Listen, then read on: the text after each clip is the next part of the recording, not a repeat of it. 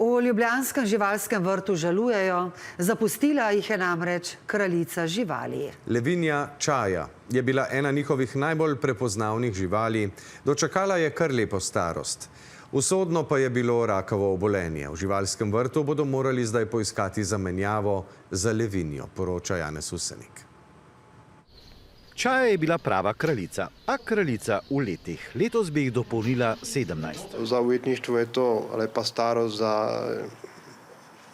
divino je to skoraj nepredstavljivo. Med vikendom so skrbniki opazili, da je vedno začela pešati, se ni želela več premikati in je imela precej povečano trebušno votlino. Preiskave pa so pokazale rakov tumor. Kjer smo ugotovili tudi razsevke po peči in na podlagi tega smo nažalost morali eutanazirati. Njeno veličanstvo se je zdaj pridružilo svojemu partnerju Maximusu, ki je prav tako v zrelih letih poginil v lanskem marcu.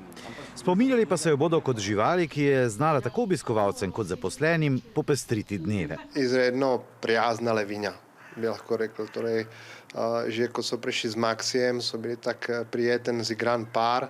In tudi z mojega veterinarskega vidika nikoli ni bila zamerljiva. Vprašanje, na katerega morajo zdaj odgovoriti, pa je, kaj bodo storili z živano. Ona je prišla v živalski vrt prav zato, da bi Čaji delala družbo. Tudi ona je nekoliko starejša in dve stari levini naj bi skupaj dočekali polno starost. A levi težko ostajajo sami. Pravijo, da živana zdaj vidno žaluje in pogosto kliče svojo prijateljico. Kaj bo zdaj, pa je odvisno od koordinatorja za ta evropski reševalni program, kateri bo naprej določil, a bomo probali še s starimi živalmi ali probamo recimo živano združiti s kakim mlajšim parom. Azijski levi veljajo za ogroženo podvrsto in tudi zato je primerno, da ljubljanski zoo kmalu prejme nove živali. Tiste, ki živijo v živalskih vrtovih, so namreč varovalka, da podvrsta ne bo izumrla.